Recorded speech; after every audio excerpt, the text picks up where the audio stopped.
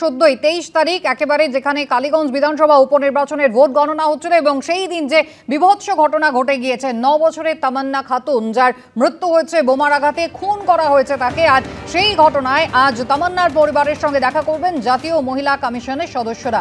এরপর কৃষ্ণনগর পুলিশ সুপারের সঙ্গে তারা বৈঠক করবেন। কালীগঞ্জের ঘটনা তীব্র নিন্দা করে পুলিশের কাছে রিপোর্ট তলব করে জাতীয় মহিলা কমিশন। এর পাশাপাশি শান্তিপুরে যেখানে জাতীয় মহিলা কমিশনের প্রতিনিধিরা আজ যাবেন। ফুল তোলাকে ঘিরে একজন মহিলাকে চোর অপবাদ দেওয়া হয়েছিল এবং হেনস্থার অভিযোগ উঠেছে। অভিযুক্ত একজন সিভিক ভলেন্টিয়ার।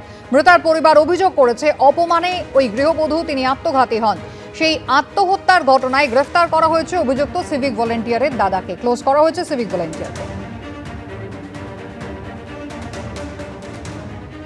পার্থপ্রতিম ঘোষ আমাদের প্রতিনিধি রয়েছেন আমাদের সঙ্গে। পার্থ, জাতীয় মহিলা কমিশন আজকে নদিয়ায় যাচ্ছে, অর্থাৎ একদিকে কালীগঞ্জে তামান্নার বাড়িতে আর অন্যদিকে শান্তিপুরে মহিলা তাঁর বাড়িতে।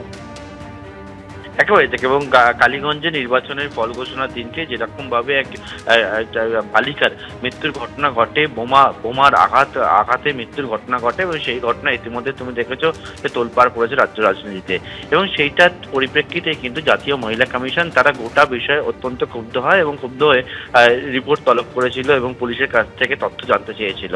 এবং আজকে জাতীয় মহিলা কমিশনের সদস্যরা তারা তামান্নার বাড়িতে যাবে, তার পরিবারের সঙ্গে কথা বলবে, এমনকি তার পরবর্তীকালে কৃষ্ণনগরে পুলিশ সুপারের সঙ্গেও কিন্তু বৈঠক করার কথা রয়েছে। এবং এর পাশাপাশি শান্তিপুরের অপর একটি যে ঘটনা যেখানে হচ্ছে একজন মহিলা আত্মঘাতী হয়েছে, অভিযোগ উঠছে যে সামান্য ফুল তোলাকে কেন্দ্র করে ওনাকে একেবারে প্রকাশ্যে ওনাকে অপমান করা হয় এবং তার জেরে ইতিমধ্যে একজন সিভিক ভলেন্টিয়ার দাদা অ্যারেস্ট হয়েছে, সিভিক ভলেন্টিয়ার ক্লোজ করা হয়েছে এবং সেই ঘটনার পরিপ্রেক্ষিতেও জাতীয় মহিলা কমিশন জানাচ্ছে তারা একটা স্বতঃপ্রণোদিত মামলা রুজু করেছে।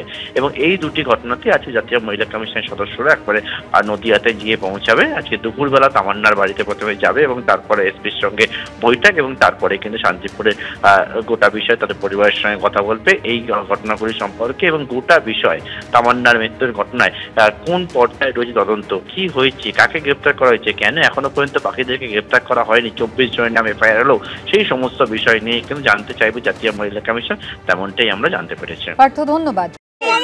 জিজ্ঞাসা করুন না, একটু যান মুখ্যমন্ত্রীকে জিজ্ঞাসা করেন কেন আমাকে এত দূর আসতে হচ্ছে। ন্যায্য বিচার চাইতে এসেছে, হাইকোর্টের ন্যায্য বিচারের জন্য এসেছি।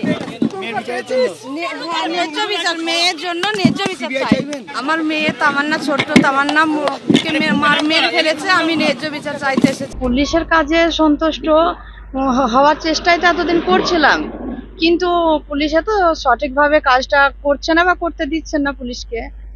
তো আমরা এখন শপথ নিয়েছি যে তামান্নার খুনিদের, তামান্নাকে যারা মেরেছে, আমার কলজের টুকরাকে যারা মেরেছে তাদেরকে শাস্তি দেব।